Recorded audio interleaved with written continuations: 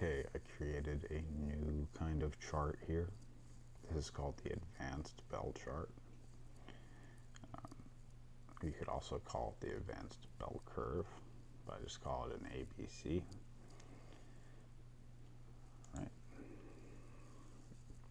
And so there's a few things about this.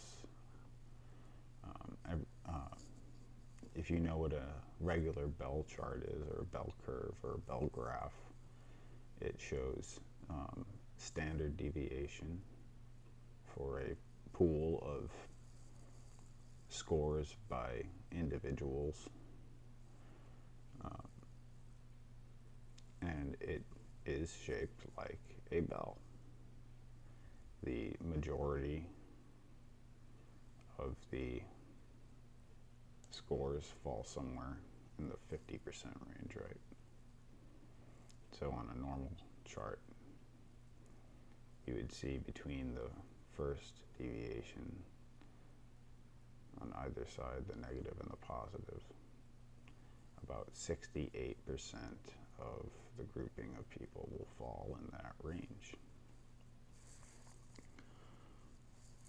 And that's for perfect standard deviation. And then as it goes out further and further and further, you get higher and higher percentiles, or lower and lower percentiles, depending on which direction you go in, positive or negative. So at an average of 50% scoring, the average will be at exactly 50, and the score of 99.9 would be the top 0.01%, and score of 0.01 would be the bottom 0.01%, because it's based on a percentage. Now, what makes this an advanced bell chart or graph or curve, advanced bell curve, would be the part where you can add groups of people. You can add up to 20 groups, right, onto this chart. We'll just do 3 for now. That looks nice. And you can edit the data, so you can do single average score, right? And this will just show you the standard layout, so 50%. Okay, that shows you where that is now. Let's say the average score was 65. Let's do 65.5, whatever. That's the average. So now, as you can see, the yellow has shifted over, and this is your bottom now. This is the third, like -3 deviation, but it's been shifted over 1. So if you move over to about 60, right? You've 65.5, right? You've essentially moved the standard deviation upwards 1 whole deviation from a perfect standard deviation. And you can go, let's go down to 35.5. So this has moved the standard deviation back to basically -1 is now your mean, your average score, just about, right? Other things you can do, you can name the group whatever you want. You don't have to use the single average score either. You can put in whatever scores you want, whatever scores you have. This is a data chart. You use it for data. So what you're going to do is you have your data set, right, and you put your score. So if someone scored 10, and these numbers, you know, they don't have to be test scores or anything. It could be any score, any rating, right? You could use this for dentistry. You could use this for IQ. You could use this for movie reviews, whatever. So you can put 30 people scored 10, right? Then you could put, okay, and then the next set of people scored 25, and it was only 3 people who scored 25, and then someone scored 26, so there was only one person who scored 26, and then all of a sudden there's this jump, and so we have people scoring 59 now, and like 9 people scored 59, and let's say someone scored 90, right? Or one person scored 90, and then 2 people got a perfect score, perfect threshold, whatever it is. So you do 100, and then you scored 2 people scored 100. So now you have this group down here, and this will show you this group, it shows you the single average score, and then it also does save your data if you switch here. You can show the mode indicator. That's the score that's the most often. So 30 people scored 10. So it shows you right there, green 10, and so the most people scored. Also has the highest and lowest indicators. So the lowest score was 10, 30 people scored it, and the highest score was 100, 2 people scored it. All right. And that's kind of how this chart works. And you can just repeatedly do it for as many data sets that you have. So that's cool. And then the other thing this has here is I coined these. This is A.B.C, SDS, and A.B.C, GBS. This shows your advanced bell curve standard deviation scale. So this will show you how far in front. So group 1 is a 0, group 2 is a -0, and group 3, or group Jigabugga, is -2.4. What does that mean? Well, that means that this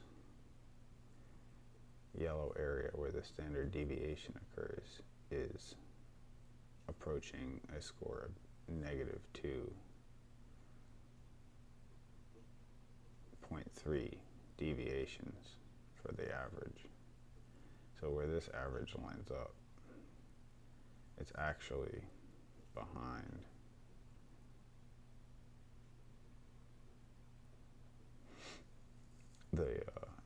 the regular average by a score of 0.2. And then the other, which is A.B.C, GBS, is group variance score. And that group variance score is the average of all the A.B.C SDS's, the standard deviation scale scores, averaged together and then rated upon that average. So their GVS is 1.5 below the average out of these 3.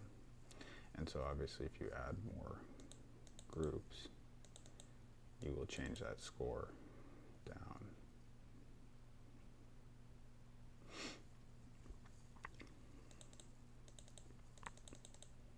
You can save these graphs. So I've made a few other graphs, right? And I've saved them just to show, like, okay, this is what these graphs look like. You can save them and you can export your saves as JSON files. And you can view these online. You can send someone who doesn't have this downloaded to their computer a JSON file from your computer, and then they can go online and look at it and interact with your graph that you made. the other cool part about the ABS graph is it is also comes in 3D, and this is what really makes it that bell curve, right? So we use single average right here, so that's the perfect bell right there, right along the mean.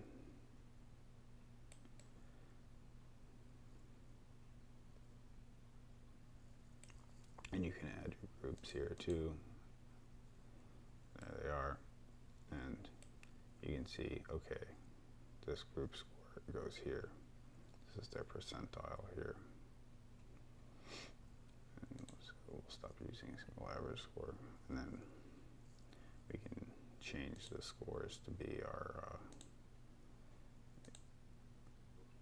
whatever graph we want. This will tell you all the same stats, but you get to view it in 3D, which is kind of fun, and it's shaped like a bell. And the fun part about this is you can really see how much a group decides to skew. So let's see, we'll have 300 people score 0, right? And then we'll have score 80. 300 people score 80. So now you have group 1, or I'm sorry, group 2 has a 1.77 multiplier on your perfect standard deviation scale. And it is a 2.19 group variance score. So it's actually basically double 0.19 in front of the rest of the groups collectively. And so you could, you know, mess around. Like, this is one of the common things that people are talking about in this day and age, amongst, quote, right-wingers, unquote, the IQ score of people by country, right? So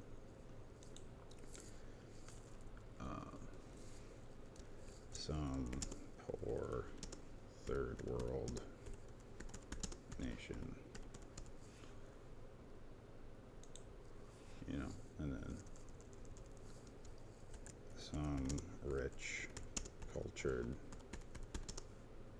nation, and this would be right, IQ, right? Now after I post this video, I'm gonna actually do a couple of these, and I'll post them. So take a look at them, and then this is the fun part right here. You can take all that away, and you can just see, like, oh, this is the shape of our bell now. It's become warped. It's no longer a bell. It's it doesn't ring properly anymore, right? So, and then, you know, if you just want to look at the 2D version, I mean, you can just switch back to 2D, and there it is. So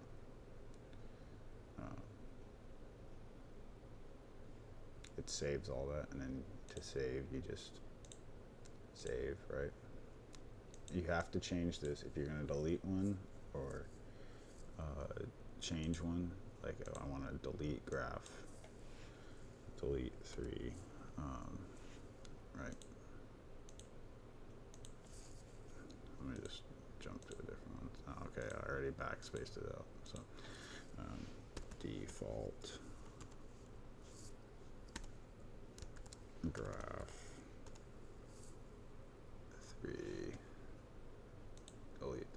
So now it's deleted. So now I just have default graph 1 and 2. Okay. Now, this is default graph 1.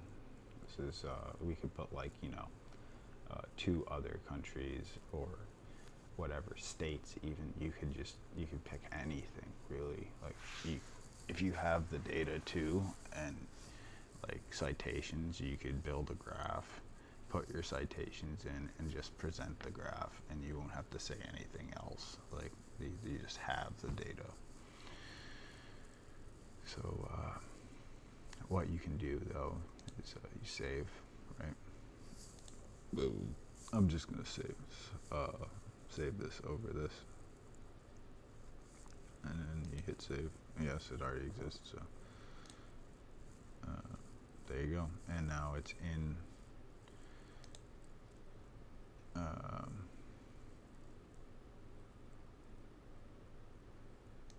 don't think that was the right spot, but it's in your.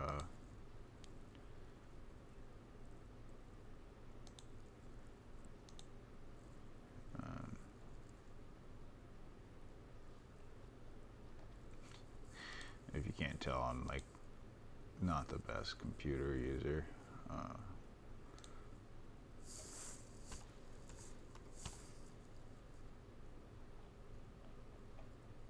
Okay, you're just gonna have to trust me that it's in my computer, because I'm not started opening like a bunch of folders, but it is in here.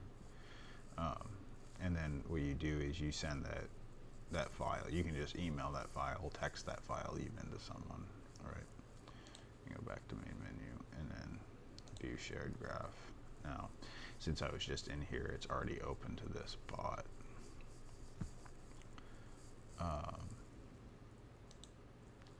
You can go in here and we'll do this one since we're not on that one. And now, boom. And if you do this shared mode, right, you still get all the same viewing functions. You just don't have the like, people who view your graph online aren't going to be able to like change your. I guess they can change your stuff, but that's okay. If you send it to them like this and they change it to whatever, that's on them. But they can at least look at the data that you shared with, right?